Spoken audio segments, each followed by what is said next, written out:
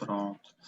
A aula de hoje, então, imagino que vocês tenham visto, que eu divulguei em todos os grupos, é de filosofia econômica.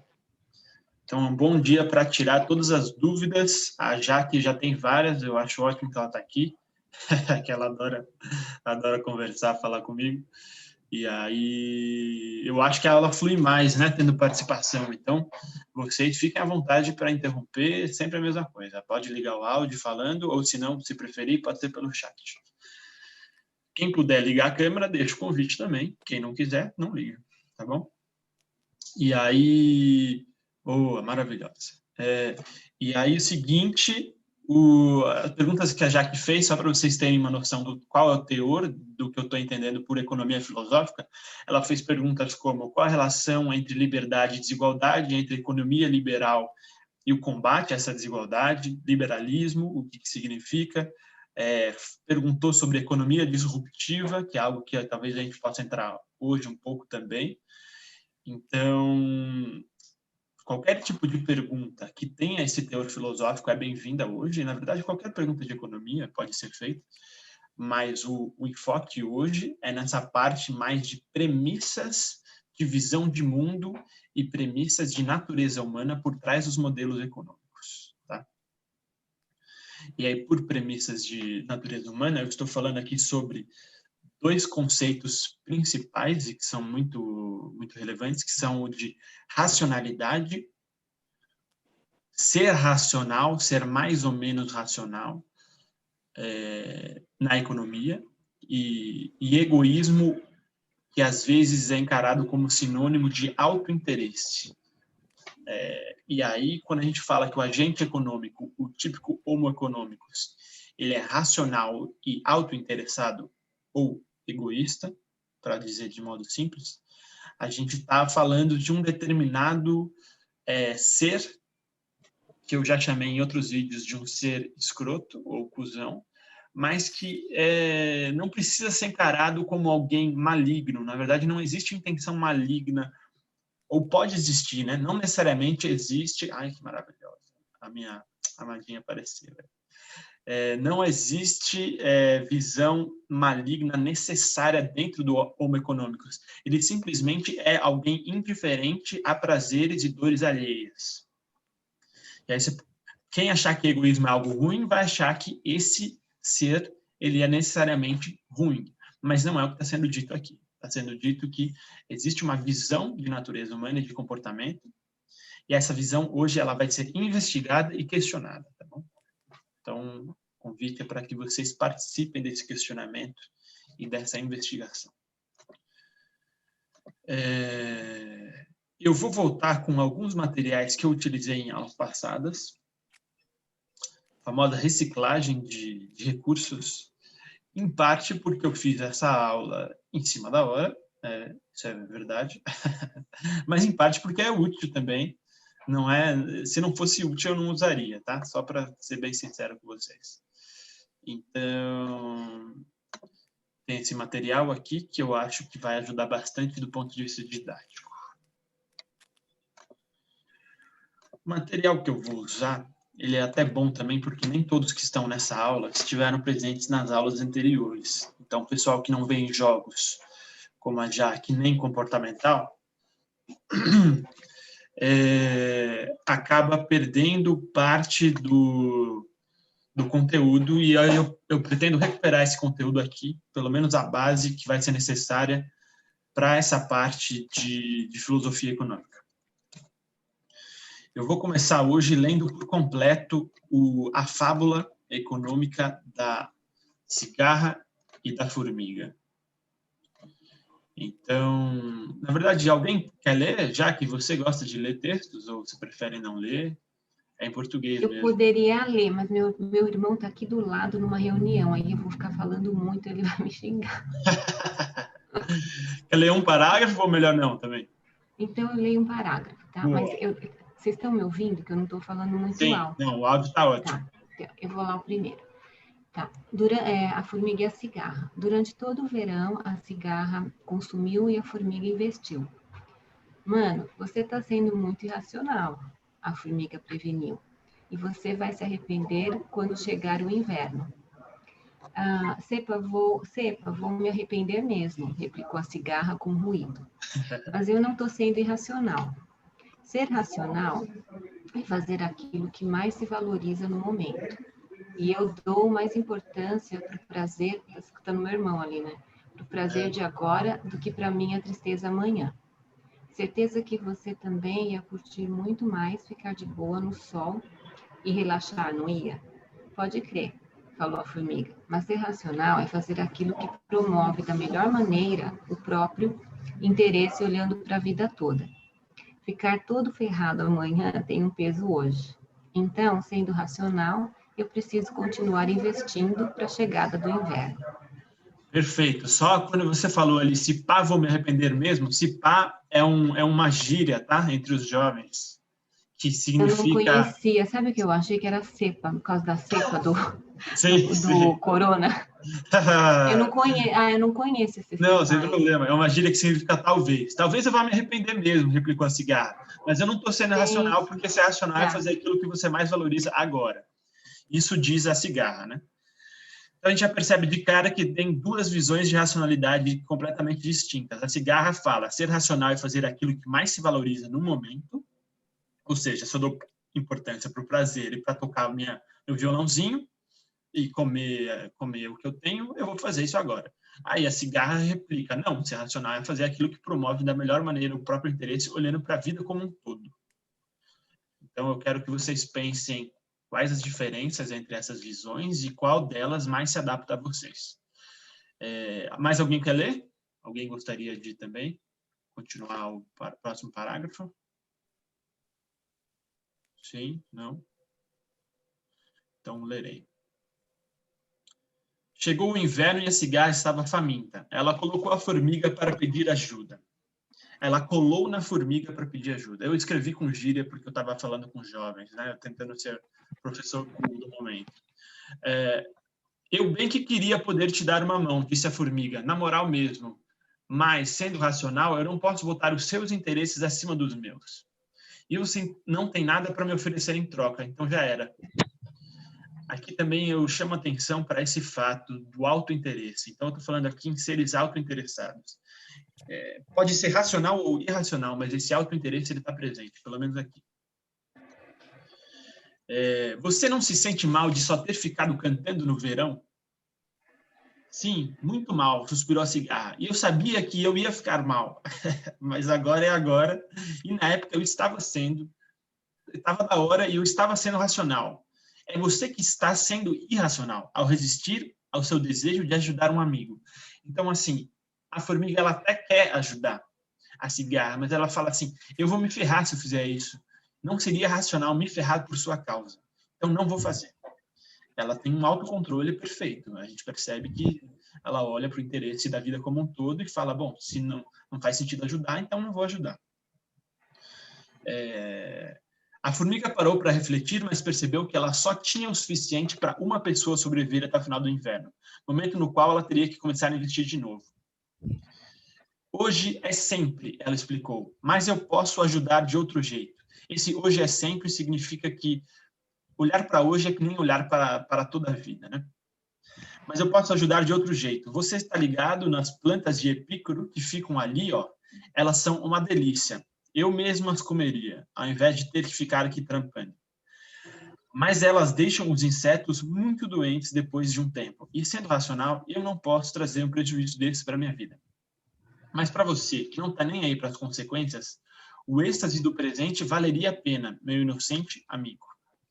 Então, ela fala assim que vai ajudar a cigarra e oferece drogas para ela. Basicamente é isso, né? Drogas que vão fazer um baita de um efeito positivo no momento, em sensação de prazer, mas que vão ter um prejuízo, uma ressaca que seja imediato após o efeito prazer. Já no mesmo segundo. Então, a cigarra experimentou as plantas de epícoro, a cigarra, então a gente sabe que a racionalidade para ela é fazer aquilo que faz sentido agora, no mesmo segundo. E ela olhou e falou, bom, essa planta traz prazer, vou usar. A cigarra experimentou as plantas de epícoro e curtiu muito, mas logo começou a se sentir agoniada.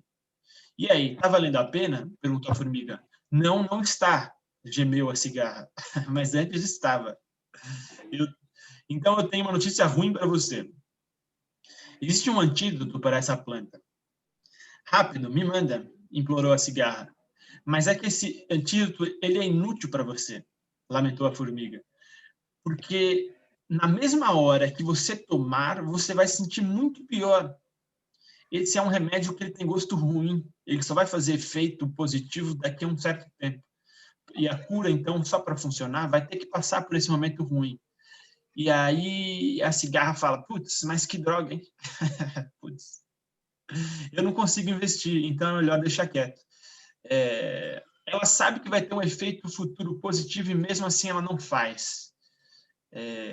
Talvez muitos de nós nos identifiquemos com ela, não dessa maneira radical, como acontece com a cigarra, que é uma questão de ela não conseguir esperar nem 10 segundos, mas todo mundo tem casos de coisas que sabe o que é melhor para fazer para o futuro e mesmo assim não faz hoje, porque hoje tem uma sensação mais forte.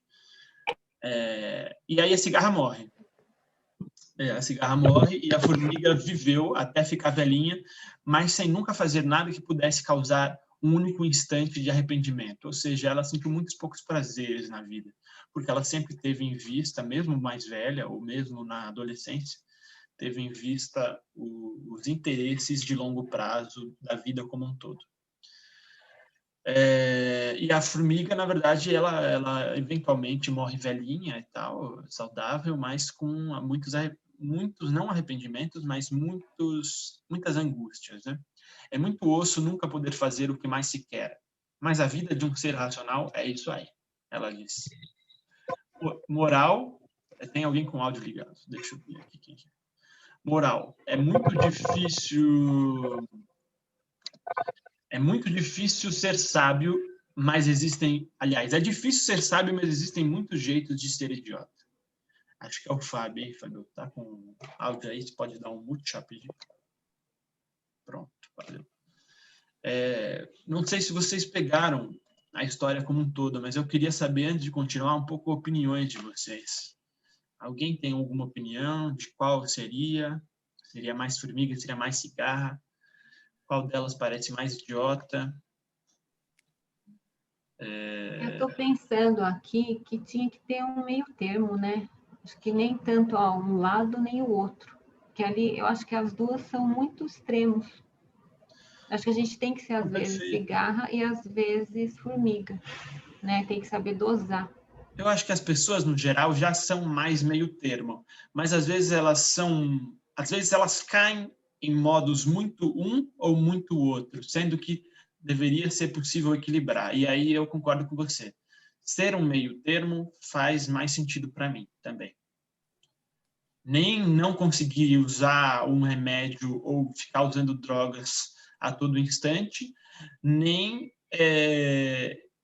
evitar uma série de prazeres mundanos por conta de um suposto interesse de longo prazo.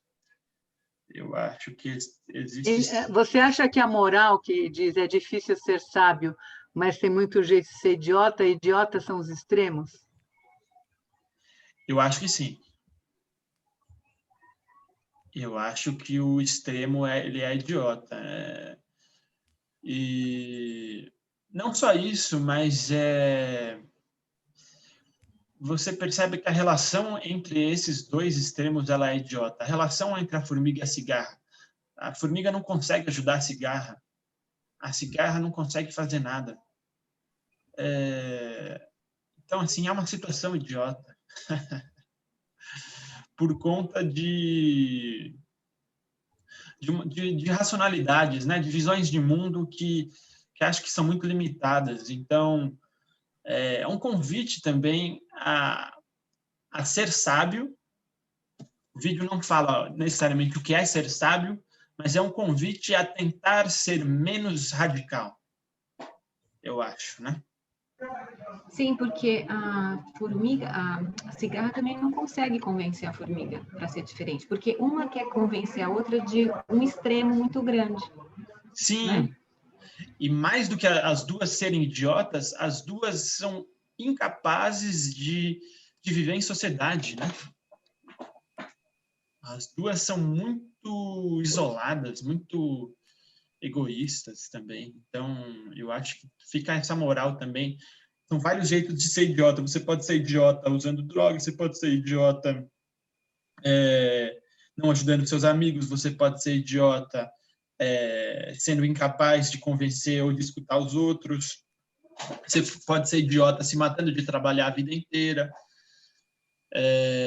E aí é isso. Na verdade, ser idiota é fácil, né? Tá? Tudo que você faz pode ser idiota de algum ponto de vista. Eu acho que é para trazer essa perspectiva também de que muitas das coisas que a gente está falando aqui são relativas.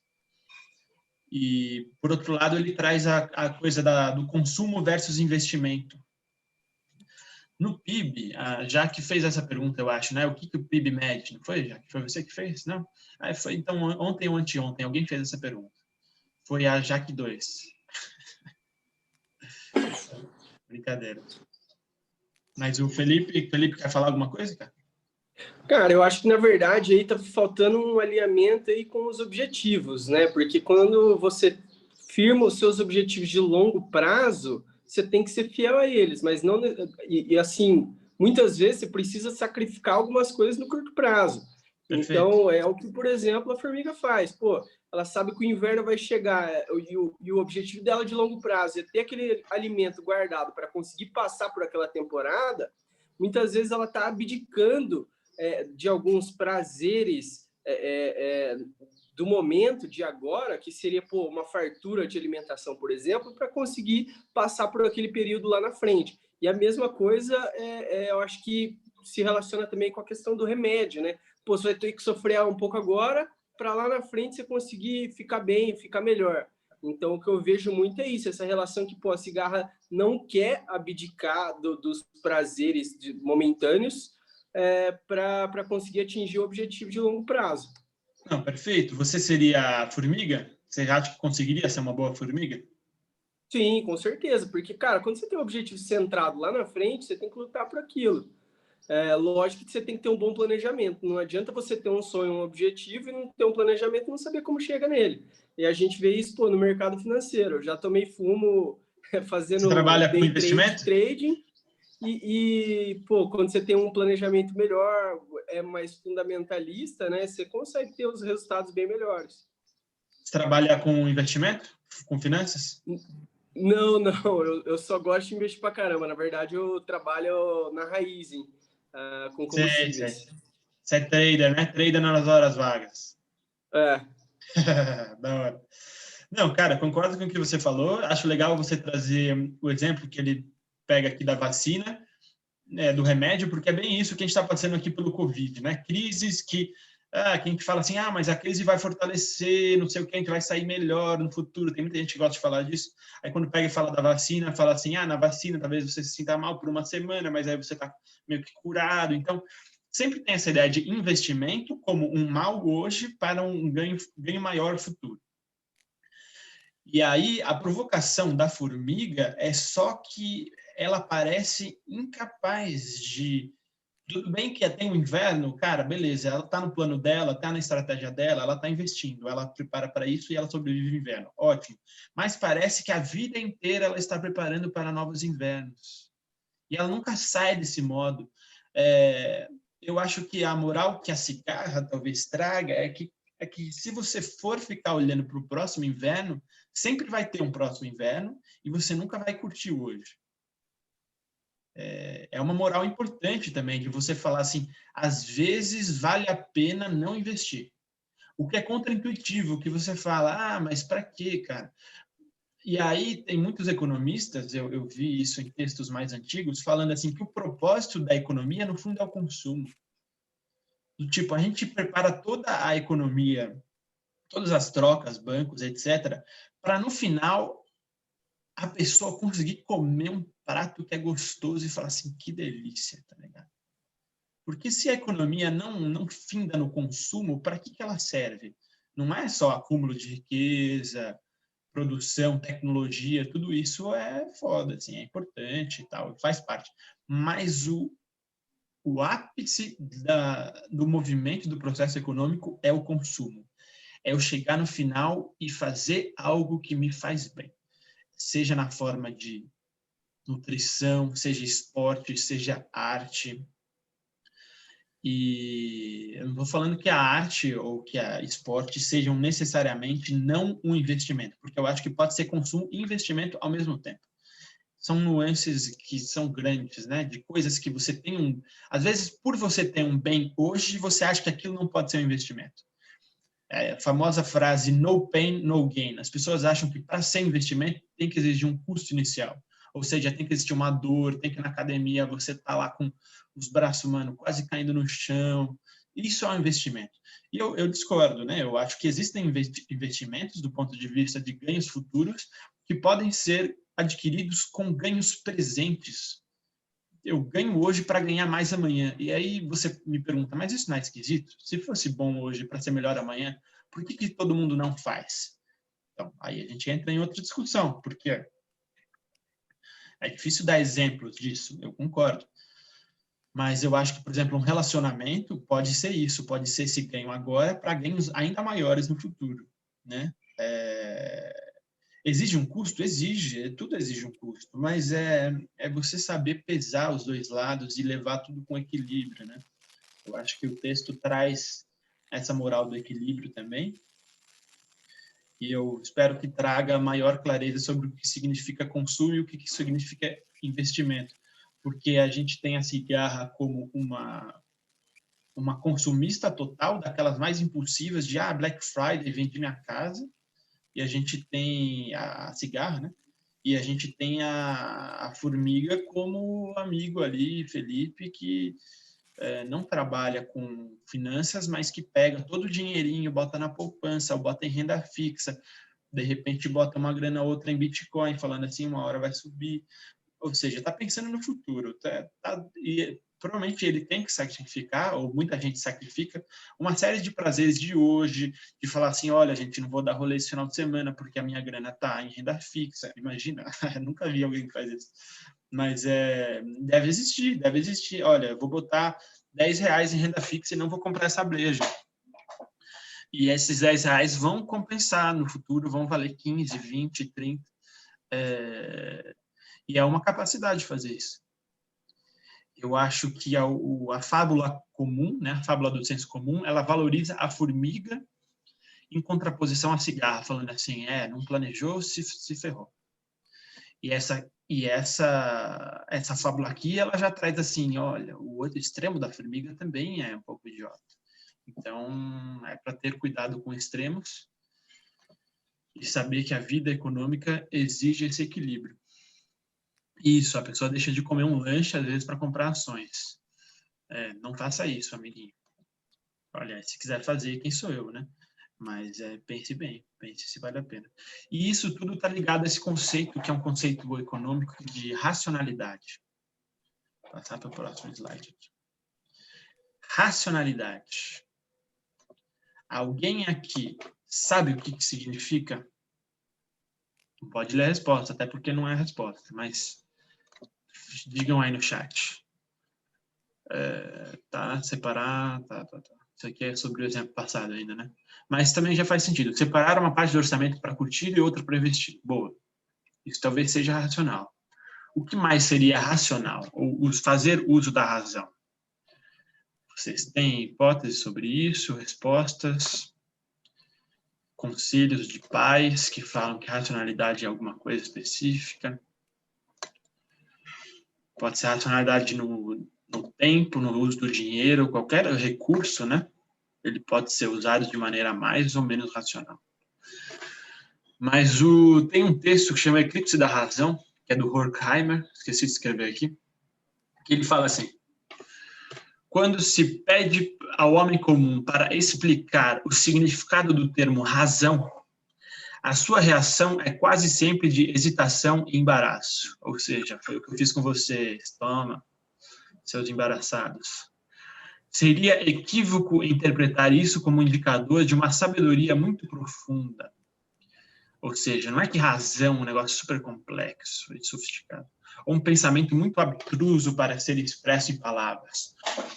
O que realmente se trai é o sentimento de que não há nada a ser indagado, de que o conceito de razão ele se explica por si mesmo, de que a própria indagação é supérflua.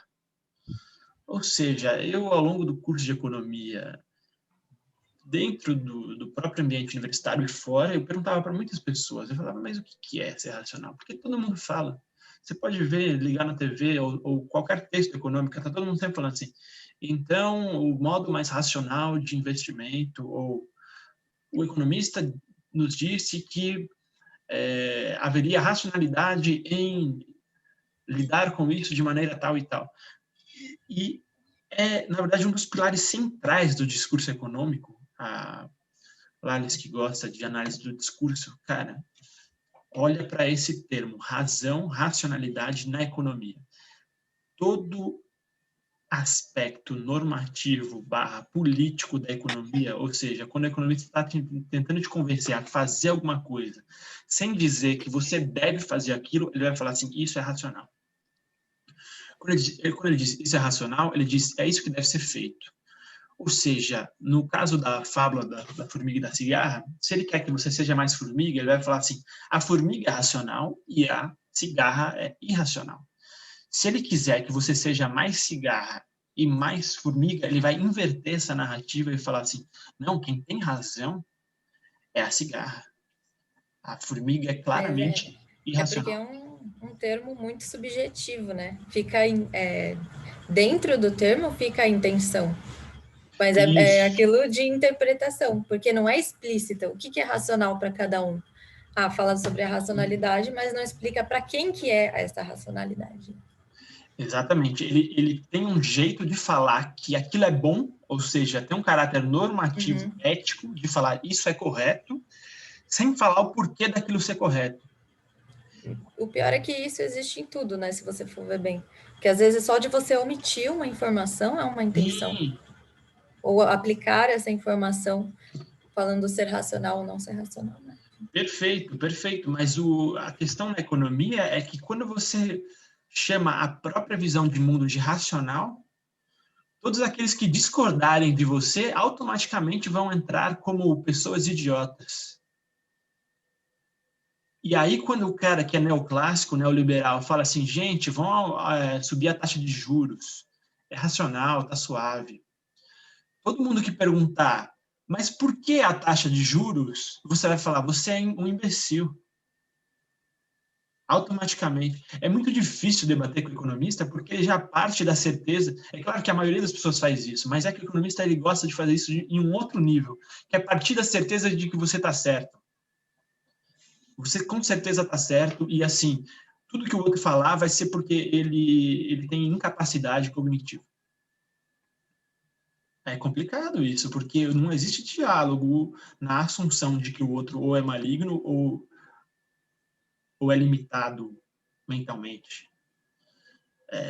Mas o economista faz isso de uma maneira que é muito bonita, na verdade. Eu digo bonita, assim, porque é muito difícil de perceber, cara. Racionalidade parece um termo tão técnico. Você olha e fala assim, ele falou que é racional, que é eficiente.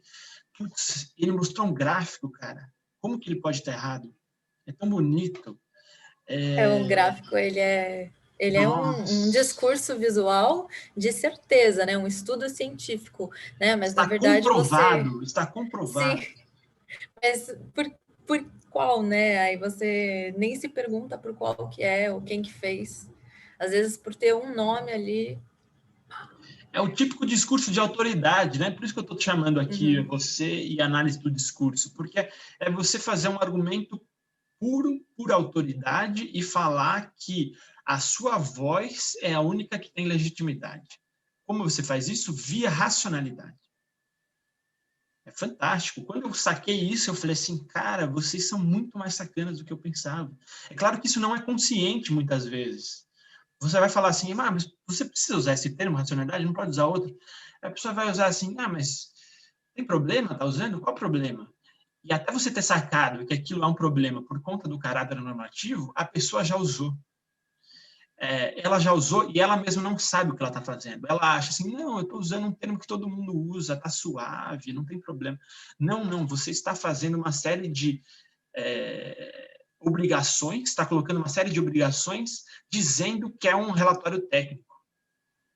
E aí você está fazendo isso precisamente através do termo racionalidade, e entre outros, né? Então, isso aqui é só para levantar essa provocação para vocês, que o meu primeiro trabalho como bicho, na verdade, em 2014, foi fazer uma pesquisa sobre o que significa ser racional. Eu queria entender, porque eu falei assim, cara, todo mundo fala isso, cada um usa com um sentido diferente. Às vezes parece que é proposital usar múltiplos sentidos, às vezes parece que é inconsciente e inocente, do tipo, ah, não, estou usando aqui como sinônimo, mas se não for também, meio que daí. E eu falei, não, isso aí tem que ser analisado, porque parece que é uma base, né? Justamente um pilar do discurso econômico. Racionalidade e egoísmo, são 2 pilares, tá? Próximo coisa aqui. Então, e aí eu me encontrei com um cara que eu amo, não amo tanto quanto a Amadinha, mas amo muito do ponto de vista intelectual, que é o Zizek. Ele fala assim, eu acho que a grande tarefa da filosofia não é nos prover com respostas, mas mostrar como a maneira como percebemos um problema pode ser ela mesma parte do problema. Vou ler de novo. Slavoj Žižek. Eu penso que a missão da filosofia não está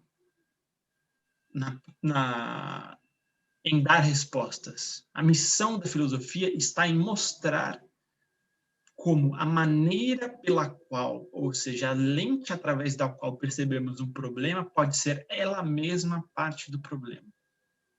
Eu acho sensacional essa frase. E eu acho que, assim, é a típica coisa das pessoas que usam uma ferramenta e acabam se apaixonando mais pela ferramenta do que pelo seu uso, do que pela realidade que precisa de seu uso. E aí tem aquela frase também das pessoas que, ao usarem muito martelo, vão começar a olhar para a realidade como se ela fosse cheia de pregos, né?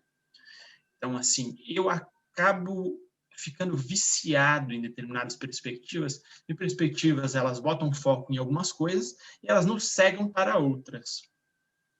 Eu queria entender, então, o que a racionalidade estava fazendo nesse sentido, porque para mim parecia muito óbvio que falar em racionalidade e falar sempre nos mesmos temas estava deixando os economistas cegos para uma série de preocupações, que eram preocupações de outras ciências sociais, e de pessoas da vida comum, pessoas mais pobres, pessoas que gostariam de lidar melhor com o seu dinheiro, mas não tinham os saberes econômicos, né? E aí, o que eu estou falando, assim, é claro que cada disciplina vai ter suas cegueiras, eu acho que isso é meio inevitável, mas a economia, ela é muito pouco consciente das suas próprias cegueiras e, às vezes, se orgulha delas, e isso é bem problemático. Eu cheguei nesse historiador e matemático que chama Leo Corey, que ele fala que a avaliação de uma disciplina, ou seja, para eu dizer assim, a economia é uma boa disciplina, uma disciplina que tem publicações de qualidade, ela exige que 2 tipos diferentes de questão sejam abordados. Perguntas do primeiro tipo se preocupam com o assunto da matéria da disciplina. Então, eu falo assim, a economia, o que ela estuda? Estuda microeconomia, macroeconomia, finanças, estatística, econometria, estuda modelos abstratos, etc., etc. O segundo tipo de pergunta lida com a metadisciplina, ou seja, perguntas sobre para onde a disciplina está indo, o que ela considera importante e assim por diante. Ele chama esses 2 domínios do discurso que surgem a partir dessa dicotomia de corpo do conhecimento, ou seja, o corpo do conhecimento é o conteúdo, e a imagem do conhecimento, que pode ser a forma ou pode ser os critérios de valor dentro da disciplina, quem são os pesquisadores top, quem são os pesquisadores que ninguém escuta, tudo isso está na imagem do conhecimento. Quais são as perguntas mais legítimas, né? E assim por diante. Essa metadisciplina seria a reflexão. Isso, ela é que não quer dizer que a disciplina não é reflexiva, né? Perguntas como o que é inflação, o que é desemprego, estão no corpo, são reflexivas e são importantes. A metadisciplina está fazendo perguntas sobre perguntas. Quais são as perguntas importantes? É a metadisciplina que vai responder. Então, ela vai dizer assim, quando eu pergunto o que é inflação, ela vai perguntar assim, mas perguntar o que é inflação não é tão importante quanto perguntar quem são os agentes que causam a inflação. Ela vai te dar uma sugestão de perspectiva de investigação. Tá bom? Essas são perguntas de metadisciplina.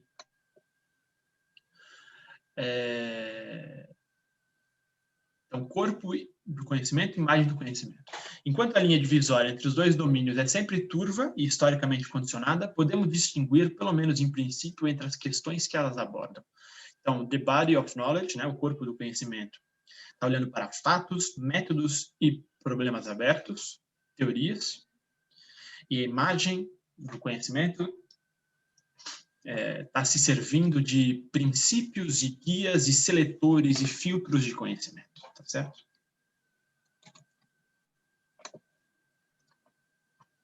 Depois eu posso mandar o texto para vocês. Ficou bom, hein? É que ninguém leu porque é aquilo, né? Parte desses filtros vão dizer que a pesquisa que eu fiz ela não é importante, mas eu nunca liguei muito para filtro, então eu fiz e eu achei importante.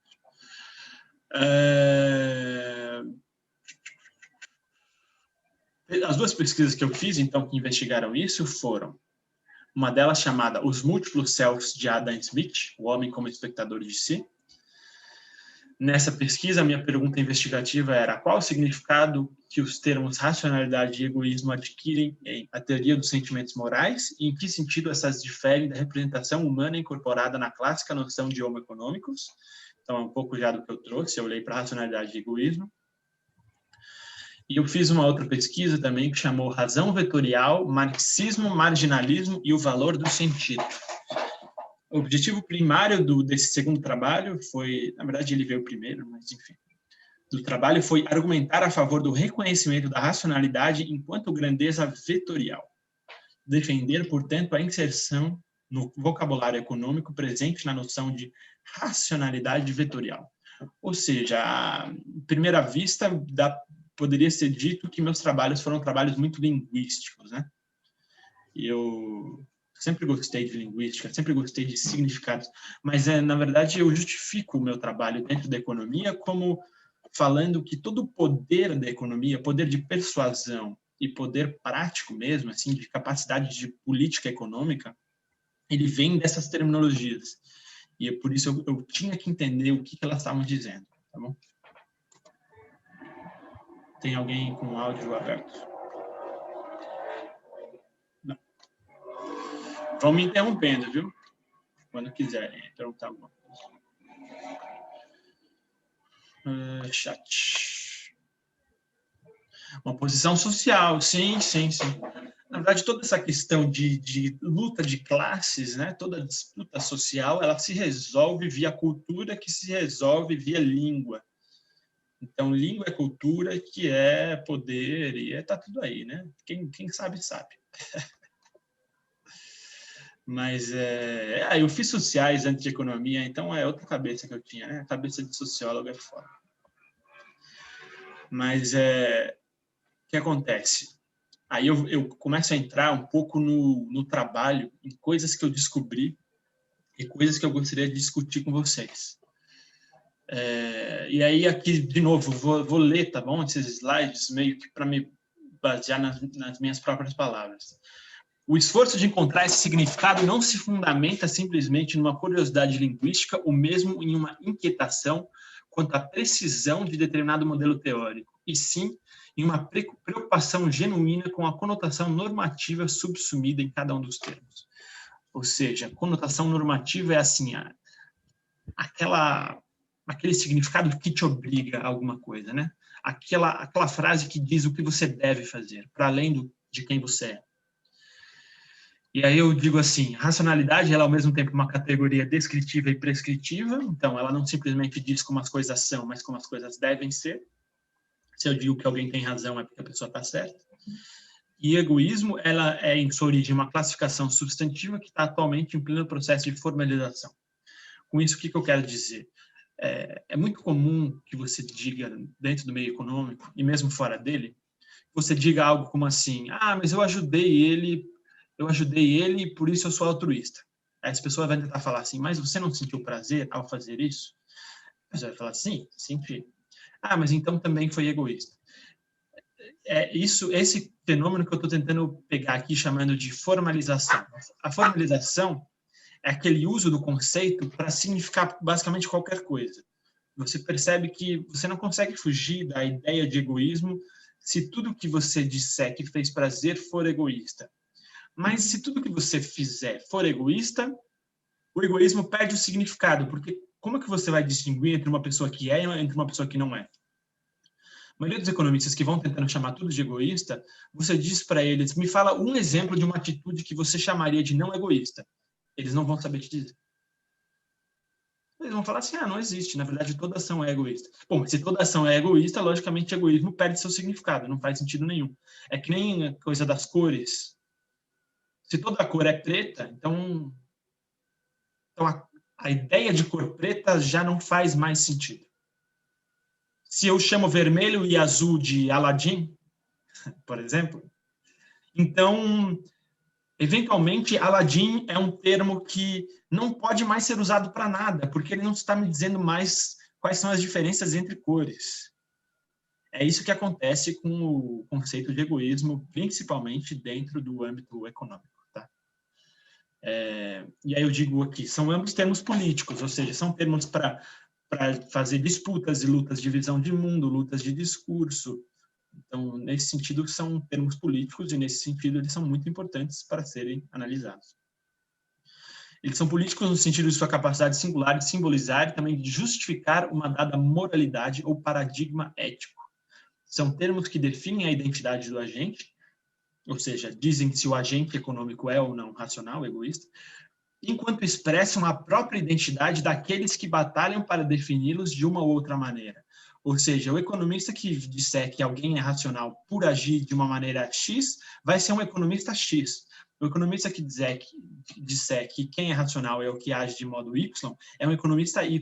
Então, você percebe que esses conceitos eles são importantes não só por classificar ou qualificar os agentes econômicos, mas porque eles dizem de onde você vem. Eles dizem, eu sou neoclássico, bate no peito, eu sou corintiano, eu sou palmeirense.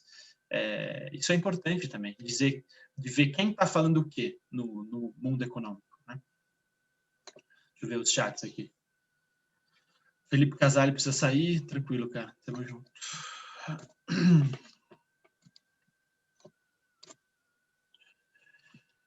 Aí eu pergunto, mas é possível estudar o ser e o dever ser separadamente? Na minha opinião, não, tá? A modernidade procedeu não só de forma a estimar o primeiro em detrimento do segundo, mas a enxergá-los como diametralmente irreconciliáveis. Ou seja, quando você está estudando ciência, as pessoas vão falar assim, a ciência estuda só o que é, não o que deve. Dificilmente alguém vai concordar com você que a ciência também tem suas normas, suas premissas, seus valores. E as pessoas vão falar assim, estudar o ser é o correto. Né? Tem que estudar o que é mesmo e descrever a realidade. Mas eu acho que não dá para separar, não é tão simples assim. Quem estuda filosofia sabe, né, que quando você está estudando o ser, você também está estudando o dever e assim por diante. É claro que existe uma diferença, não dá para falar que valores e fatos são a mesma coisa.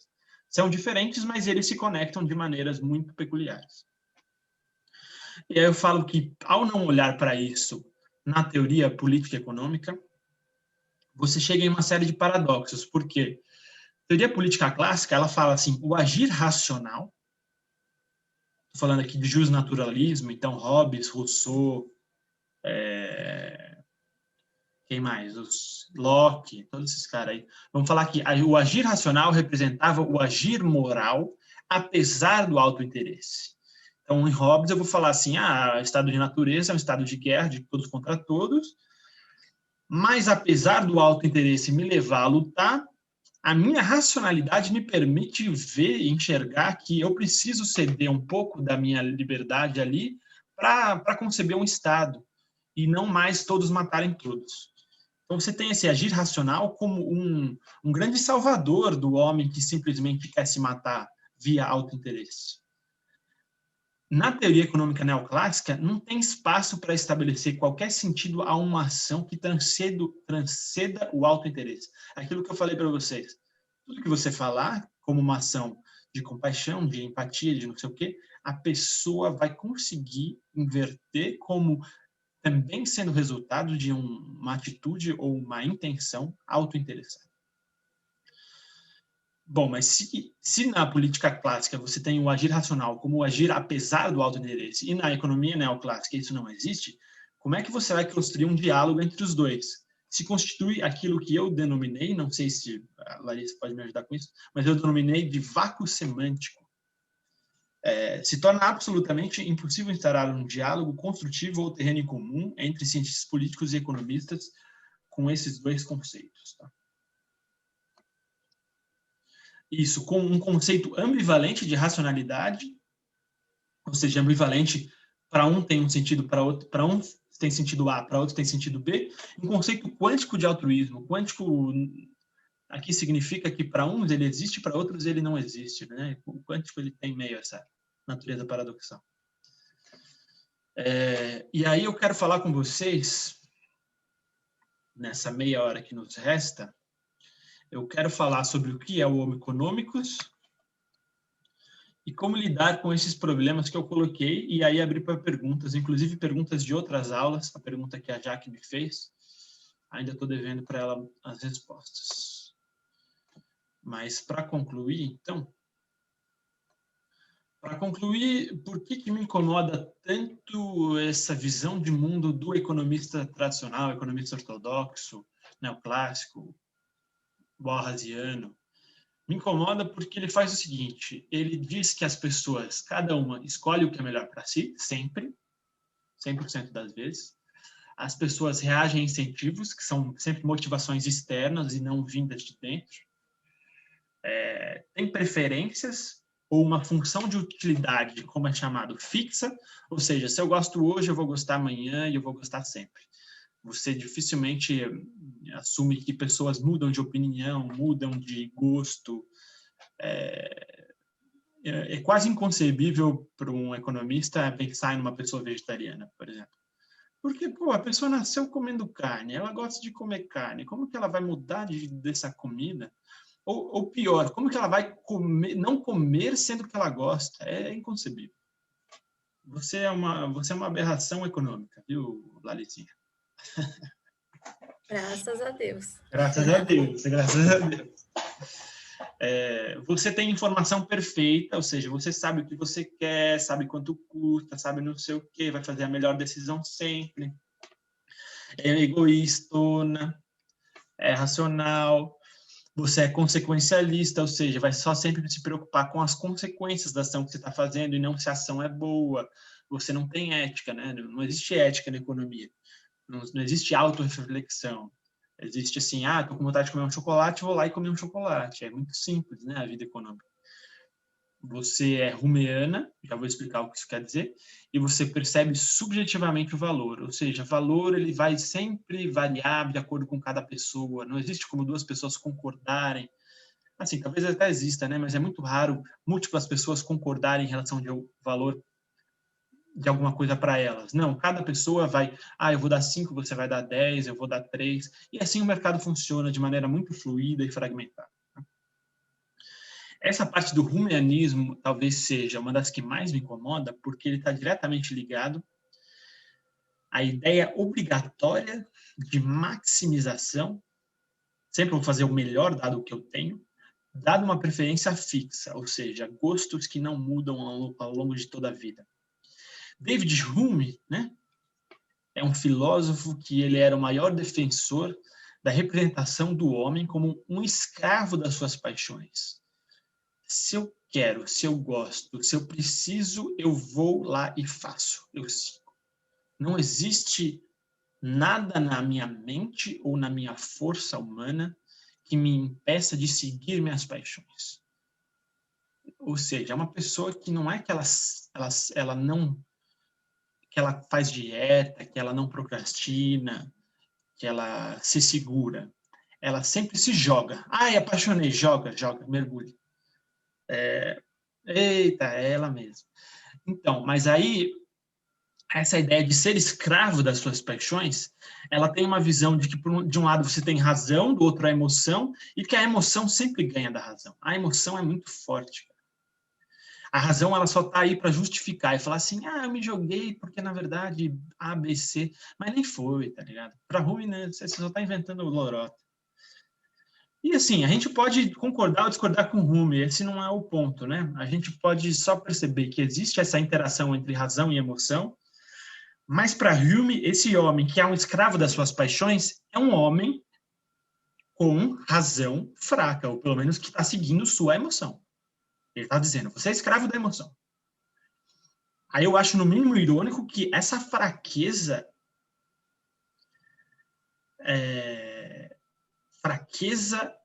de racionalidade e tendência a só seguir as paixões, hoje em dia é chamado de racionalidade por parte dos economistas.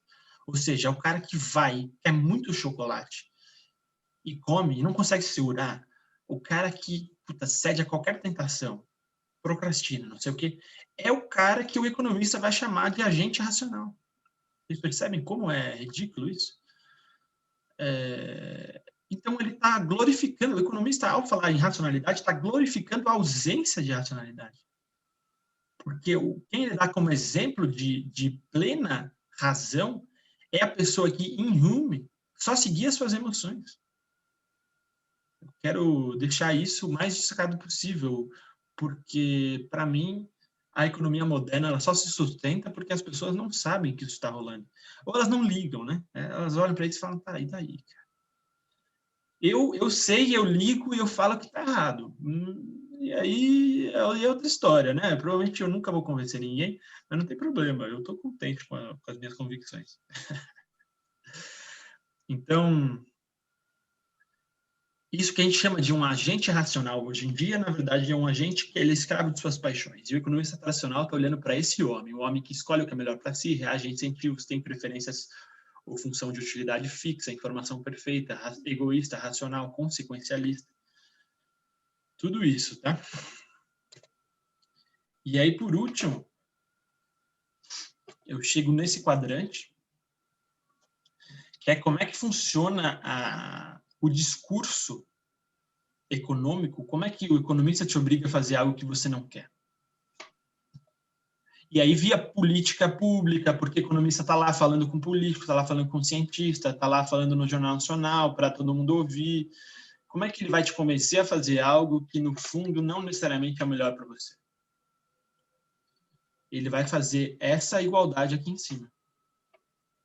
Ele vai te dizer primeiro que a conduta real é a conduta racional. Deixa eu usar as canetinhas agora, usar os recursos. Draw. Então, ele vai fazer essa ponte aqui primeiro. A conduta real, ela é a conduta racional. Só que aí você vai perguntar o que é racional e ele vai dar a própria definição. Racional é o que eu quero.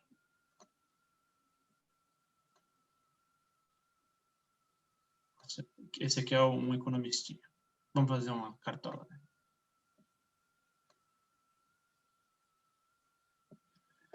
Então, qual é a conduta real? É a racional. E a racional é a que ele quer. Segundo, em outro paralelo aqui, ele vai dizer que a conduta ideal é a conduta egoísta. Por quê? Porque se cada um fizer o melhor para si, é muito bonito, o mercado funciona, a mão invisível de Adam Smith, está todo mundo comprando e vendendo, que alegria, progresso, tecnologia, as coisas conseguem o que querem, o governo não está enchendo o saco, está tudo aqui. Conduta ideal é a conduta egoísta.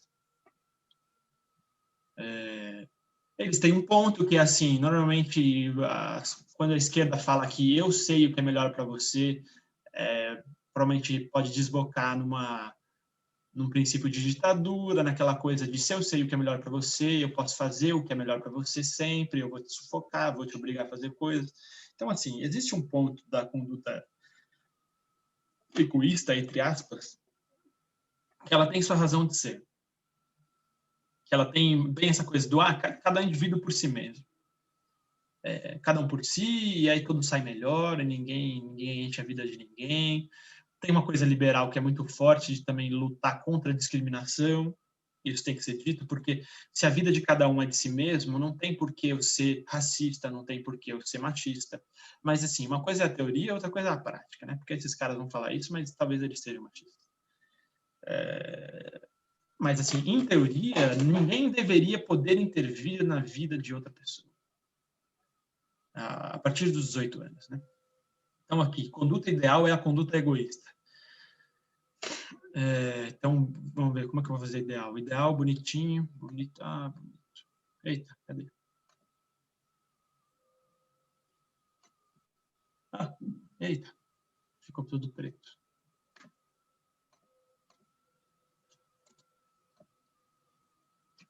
Calma que eu tive problemas técnicos aqui. Então, conduta bonita.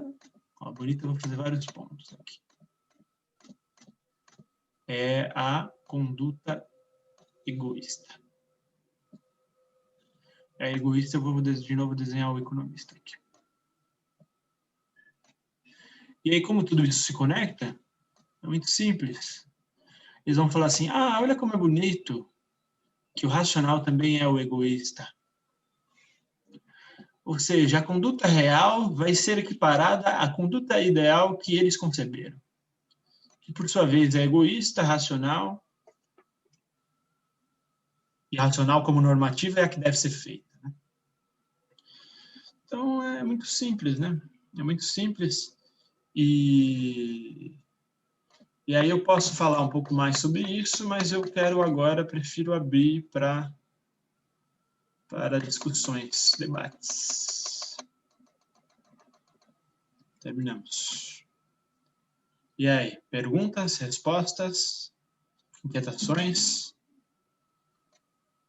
O que temos? Olha, já que eu sei que você está querendo perguntar, hein? Não, sabe o que eu estou pensando? Que é tudo tão além do que eu consigo racionalizar, porque acho que eu estou sempre muito na educação, então assim, eu estou tentando te acompanhar. Não, mas aí pergunta, fala assim, ó, não entendi nada do slide 5, sei lá. Não, melhor não? Eu prefiro ouvir mais. Eu ainda estou no momento de, acho que de ouvir só. Tá bom, respeito isso. É que, na verdade, enquanto você ia falando do egoísmo, do racional, né, da conduta, e mesmo que vinha antes, só me veio umas coisas na cabeça que eu não sei nem, não tem, acho que, a ver com economia. Mas tem a ver com como eu decidi certas coisas na minha vida. Então, por exemplo, até 2013 eu trabalhava na escola pública em Zurique, ganhava super bem. A partir de 2011, minha mãe ficou doente. Aí, como lá na escola a gente para as férias 5 vezes ao ano, eu vinha 5 vezes, 2011, 2012 e 2013, que foi fim de 2011, né? 12 e 13 eu vinha. No meados de 2013, eu pensei, gente, eu não quero mais ficar lá, eu quero ficar aqui, porque a mamãe não vai melhorar. Aí, foi uma decisão totalmente emocional, porque se eu pensasse racionalmente, eu ganhava extremamente bem. Tá? Naquela época, de 2013, eu ganhava 10 mil francos mensais. E sabia o que ia ser o inferno na Terra, que é morar aqui, né? E mais um monte de coisa. Então, racionalmente, pensando na economia e no dinheiro, eu não viria. E aí eu tomei a decisão aqui dentro, na verdade, entendeu? E larguei tudo e vim embora. E assim, sofri bastante nessa parte toda, ainda sofro, é bem diferente a realidade aqui e lá. Mas, tipo assim, foi a melhor decisão ever. A minha mãe ainda ficou viva mais 2 anos, eu consegui ficar com ela, e foi a melhor coisa da vida. E hoje, por exemplo, agora que eu tô querendo mudar, imagina, agora, né, mais velha, querer mudar de profissão, apesar que eu quero juntar com a educação, é super fácil eu entender isso. Eu consigo dividir as coisas, não, eu continuo na educação, eu vou estudar essa coisa que eu quero trabalhar mais para frente, eu vou misturar, eu já não tenho mais medo, entendeu? Então, para mim, ela é ideal. Essa coisa de você sentir, visualizar junto com o racional, mas eu não sei se deu para entender. Vinha essas coisas na minha cabeça o tempo Eu achei todo da aula. perfeito. Você me permite a provocação? Justamente a pergunta é por que o racional seria o econômico e não o que você fez? Não sei, o econômico que eu sei que eu ia pastar economicamente aqui, né? De uma certa forma. Então, mas é que o racional, na origem, é fazer aquilo que é melhor para você. E você fez. Tá. Então, a provocação alguém definiu racionalidade. Né? Hã? E nunca quis voltar para aquele Nunca quis voltar, não se ficar... arrependeu. A racionalidade foi definida por pessoas que você nem sabe quem são e você está usando a terminologia deles. Não precisa, entendeu? É isso que vinha na minha cabeça a aula inteira. Não, foi excelente a sua colocação. Para mostrar que a maioria das pessoas vai falar, quando você está fazendo algo que elas não querem que você faça, elas vão falar assim, isso não está sendo racional. Provavelmente muitas amigas, talvez pessoas à sua volta, falaram assim, já que você não está sendo irracional, ou coisa do tipo. Não, ou então assim, a mãe nem foi enterrada, todo mundo, agora você vai voltar, né? Eu falei, gente, preciso primeiro entender tudo que está acontecendo. E depois, quando eu estava entendendo tudo, que aí vai passando, né, luto e tudo, eu nunca quis voltar.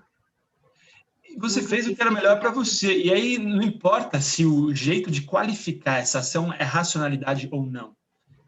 Importa estar bem consigo mesmo.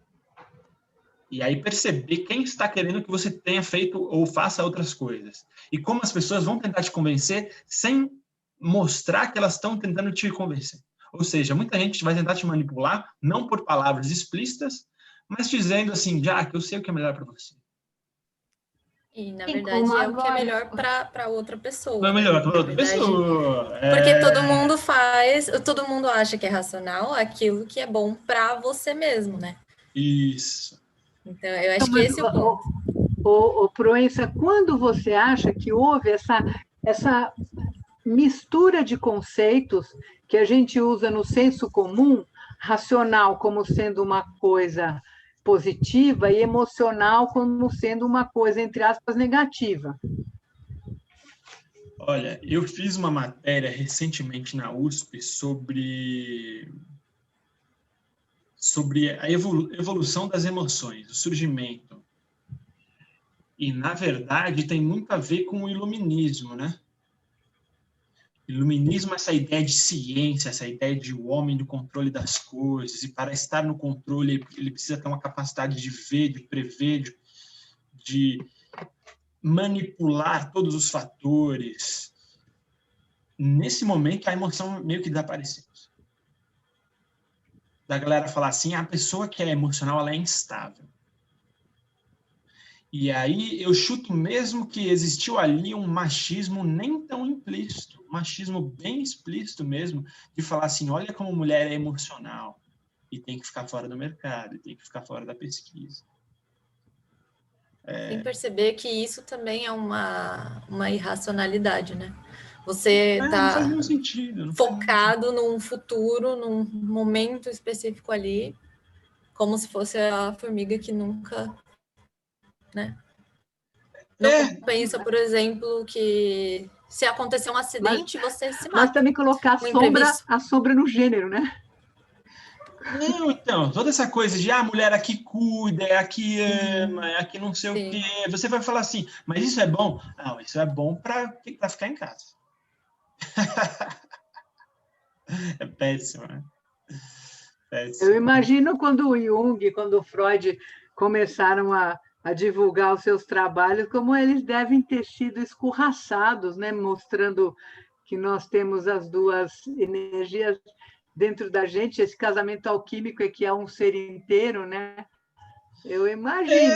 Homem jamais quis admitir que chora, homem não chora, não sente vergonha, não nada, só trabalha bem, sempre racional. É a ideia do homem robô e da mulher, sei lá, mulher feita de manteiga. É um vidro. Manteiga de vidro. Quebrável, bonitinho, cristalino.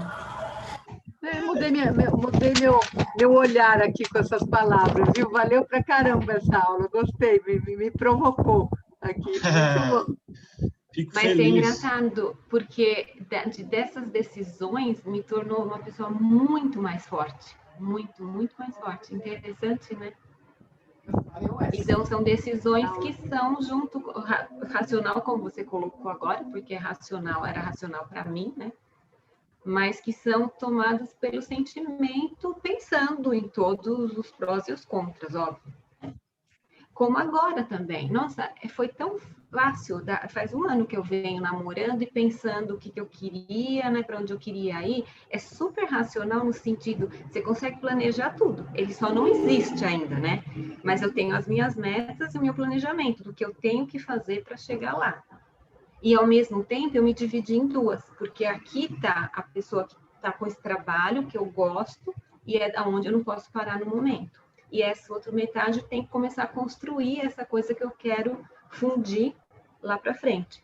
Que não é lá na frente, mas é pelo menos daqui um ano e meio, né? E veja o que eu posso fazer nesse momento, mesmo que eu não ganhe, mas que seja um trabalho voluntário para poder pegar a prática também, além da teoria. Qual trabalho é que você quer? Eu estou estudando políticas públicas e desenvolvimento social, mas eu quero juntar com toda a minha experiência da educação e me vejo trabalhando em alguma instituição, alguma fundação que trabalha com terceiro setor que trabalha com primeiro setor, com escola pública.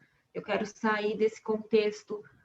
É mais ou menos assim, ó. Eu não quero mais trabalhar na educação, eu quero trabalhar pela educação pública, mas não numa escola pública. Eu quero ser essa pessoa, mais ou menos isso. Interessantíssimo.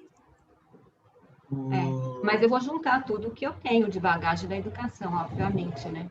Não vou trabalhar na saúde, assim, não vou mudar totalmente. Mas já me falaram, ai, que doideira, nessas alturas do campeonato, vai fazer outro curso, não sei o quê. Eu não sei quantos anos você tem, mas eu devo ter muito mais que você, e estou aqui encantada com esse menino aí. Não, adoro, desde que conversei com o Felipe, acho que todo mundo, eu também, sou fã número 1 dele e da Larissa também. Larissa, eu sou fã também.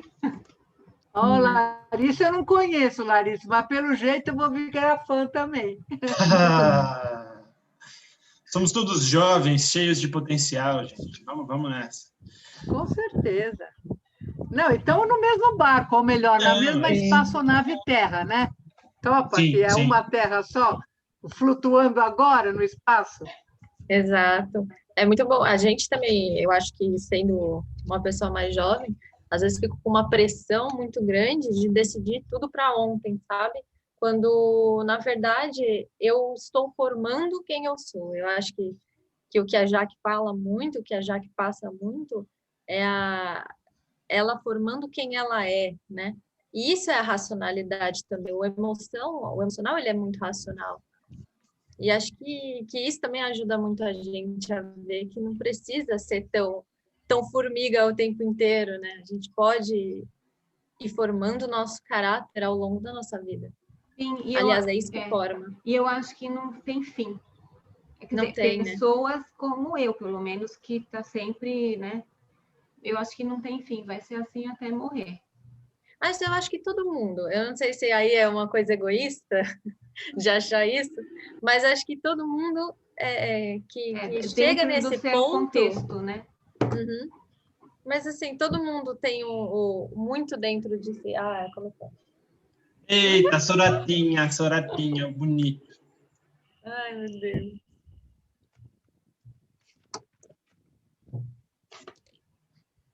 Mas eu queria falar, não sei se você estava falando aí, Larissa? Não, pode falar, terminei já. Eu queria falar duas coisas. Na verdade, vou deixar anotado aqui para responder suas perguntas. Não esquecer disso agora, ainda, perguntinhas. Mas eu tenho um conceito, porque o trabalho que eu fiz inteiro foi para chegar nesse novo conceito de racionalidade que eu chamei de racionalidade vetorial. Eu quero tomar um pouco do tempo de vocês para dizer o que eu estou chamando de racionalidade vetorial. Imagino que vocês tenham passado há muito tempo, cada um de vocês, há tempos diferentes, pela grande física de ensino médio. Não é mesmo? Física no ensino médio você aprende o que são vetores. Vocês lembram o que é um vetor? Não entendia nada de física, nossa. Nossa, física era lindo. Eu gostava muito de física. Também não. Não? Para mim, vetor é aquele negocinho que você encontra no... Você bota no Photoshop. Você pode aumentar e diminuir. Mas tem muito a ver com ele. Ah lá! As coisas se conectam. Tudo se conecta. Anitta, sabe o que é vetor, Anitta?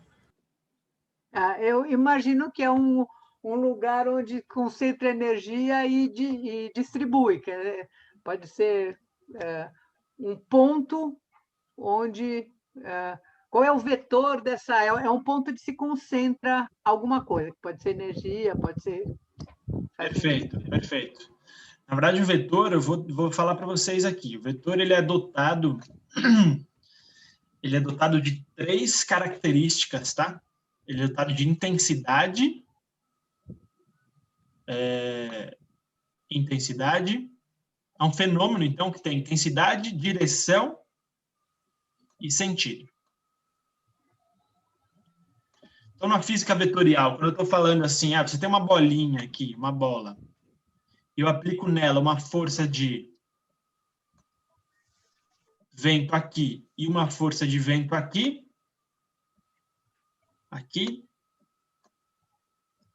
aí eu te pergunto, qual é o vetor resultante dessa aplicação dessas duas forças? Você sabe me dizer? Eu acho que eu estou empurrando o negócio para cima e estou empurrando para o lado. O que vai acontecer? Qual que é o vetor, no fundo? O vetor é um vetor diagonal aqui. Vetor no meio, exatamente.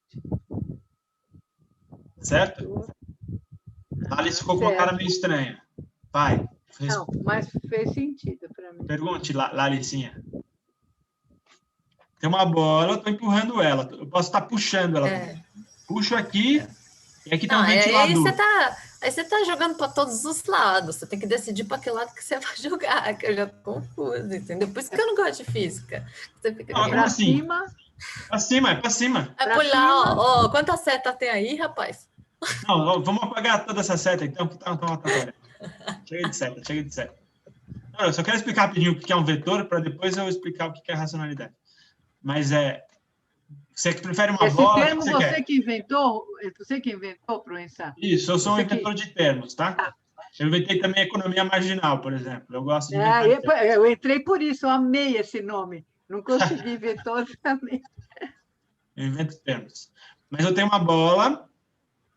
É um glossário. São glossarinho, um dicionário humano. Aí eu empurrei para cima.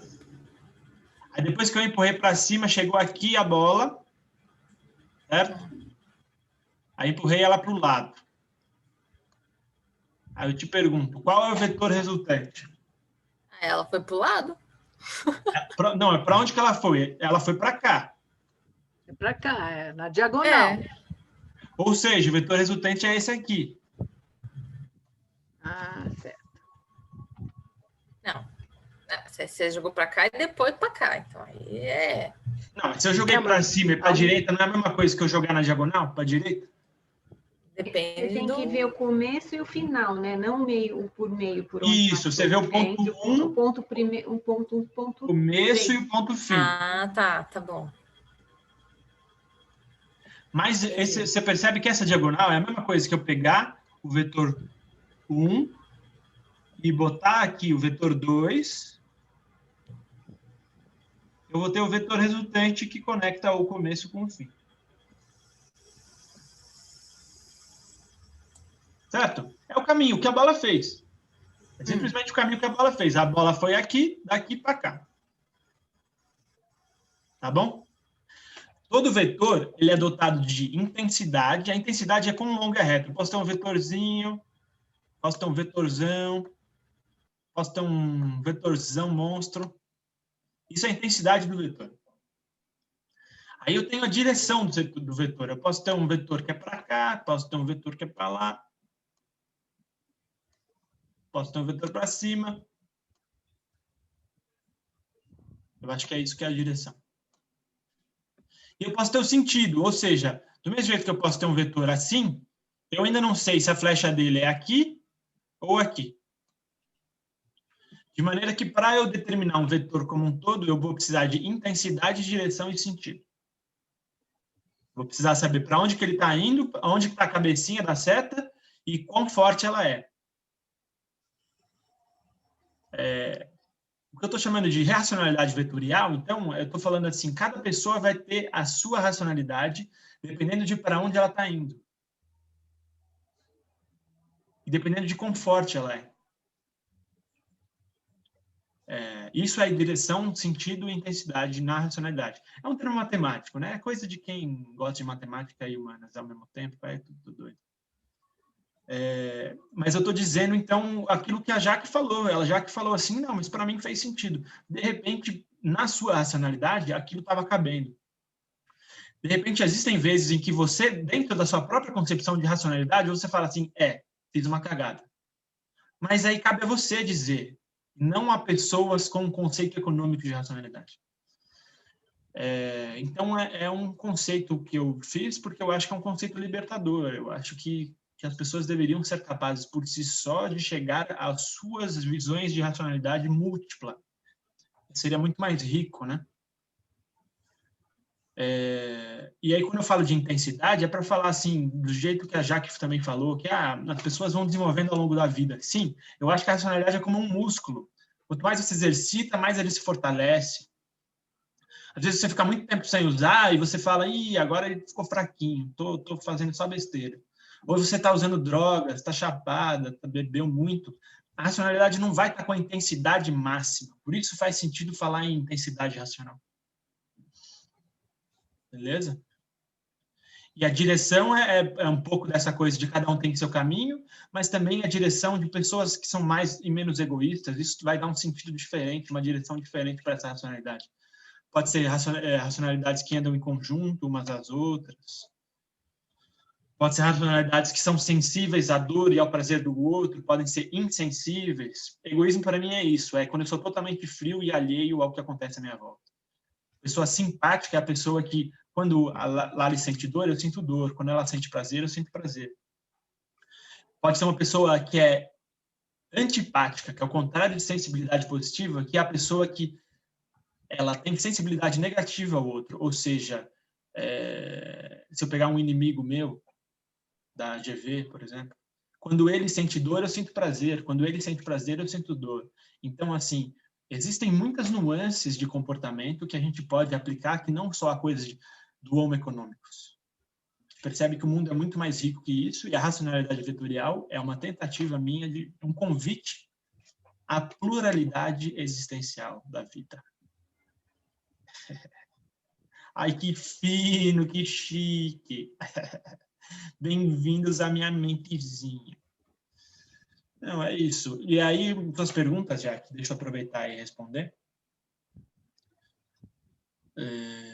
Ou pode ser amanhã. Você vai vir na aula de amanhã? Acho que não. Eu tirei uma pinta, eu tenho que ir tirar remover tirar os pontos, retirar os pontos, e está marcado 11h30. Não, eu vou responder. Então. Aí acho que eu não chego a tempo, não. Que de lá também eu vou ter que fazer umas outras coisas. Mas não faz mal, aí depois você fala. Qual é a aula de amanhã, Proença? Amanhã eu vou falar sobre novas economias. Falar sobre economia Donuts. Isso é bom. É bom. Fica o convite para todos. Eu vou sugerir, eu adorei essa história da história da emoção, né?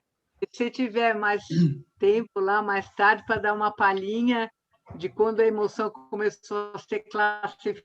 Eu vou pesquisar melhor e te falar.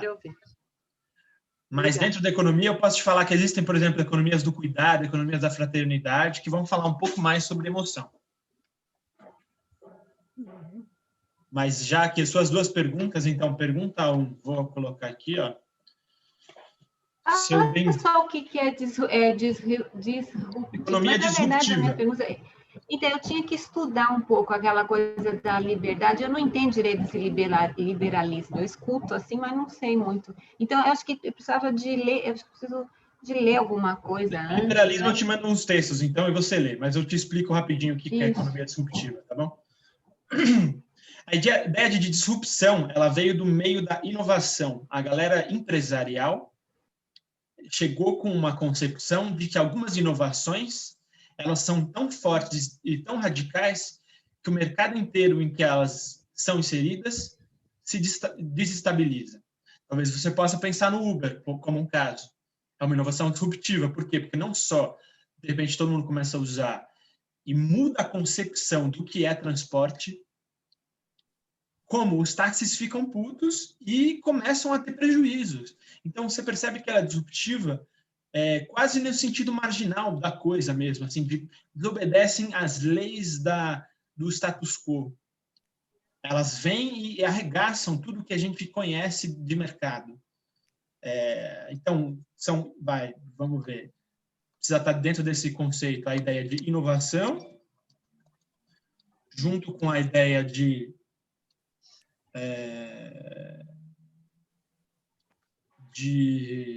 romper com o status quo, mas não no sentido de inovação, e sim de que o status quo do mercado atual ele ser prejudicado, mercado atual desequilibrado, né?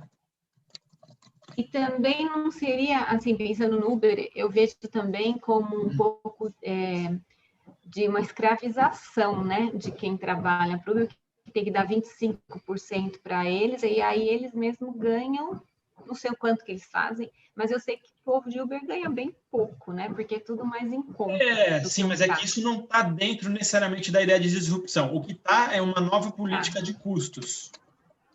Tá, entendi. Porque, assim, se todo mundo for usar um negócio que antes não usava, ou os caras tiveram uma baita sacada, ou toda a política de custos ela é diferenciada, ou seja, pagam diferente, a receita e o custo são uma nova metodologia, então isso faz parte. Mas eu entendo o que você está falando, de economia disruptiva, mas não necessariamente ela é positiva para todos, né? Beleza? E aí, liberalismo, eu te mando uns textos no inbox. Combinado? Não, então, a dúvida do liberalismo é assim, quando se fala, né, em liberalismo, não pensa na desigualdade, por quê? Porque uma coisa é ser liberal quando todo mundo parte do mesmo lugar. Mas está falando sobre meritocracia, eu acho, né? Tá falando sobre meritocracia. Você que colocou um vídeo em algum grupo que era de um professor ensinando, falando para eles correrem, um monte de gente para correr. Foi, acho que sim, aquele jogo do... Nossa, é muito legal aquele vídeo. Aí eu fiquei pensando, né, que a gente não parte do mesmo lugar. Então, ele foi perguntando, quem aqui nasceu não sei o quê, aí vai para frente. Né? E quem não tinha aqueles aspectos que ele falava, ficou lá atrás. Aí que começou a corrida, aí coitado do que está aqui atrás, não vai chegar nunca, né? Então, o que é esse liberalismo? É para todo mundo? Não é. Então, mas o que você está falando, eu acho que seria melhor entendido pela ideia de meritocracia. A ideia de que todo mundo consegue chegar lá e assim por diante, não é isso? Meritocracia, mas, por exemplo, se eu não partir do mesmo lugar, não é mérito. Como que eu vou competir se eu pude ir para a escola, uma escola melhor, meus pais tiveram condições, tudo com uma criança que está lá numa casinha, faltando água. Então, não é mérito. Não, concordo com você, mas o que eu estou querendo dizer é que nem todo liberal acredita em meritocracia. E nem todo meritocrata vai falar que uma situação desigual ela vai ser boa. Entendi. Na verdade, pelo contrário, tem muitos liberais hoje que querem combater a desigualdade. Mas o que você está falando é uma discussão super relevante, porque a gente ainda hoje não sabe como combater a desigualdade no Brasil, né? Não sabe como, muita gente defendendo meritocracia cega, então é bem complicado mesmo. Florença, eu fui no IPT assistir um cara que eu gosto muito, chamado Domenico De Masi, que é um sociólogo, para quem não sabe, um sociólogo italiano que fala sobre o ócio criativo. E aí fizeram milhões de perguntas para ele, uma que eu achei muito... Vou compartilhar com vocês. Perguntaram, mas como a gente acaba a desigualdade no Brasil? Ele falou, olha, cada aluno da USP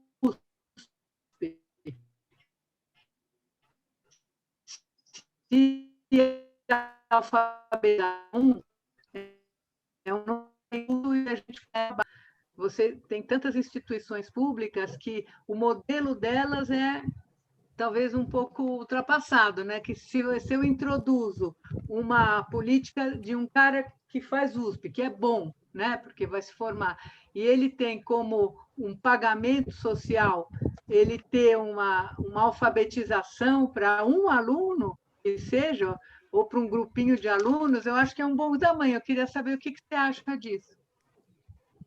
Eu posso dizer, mas eu vou dar o stop aqui, tá? No recorde. Tá. Aí eu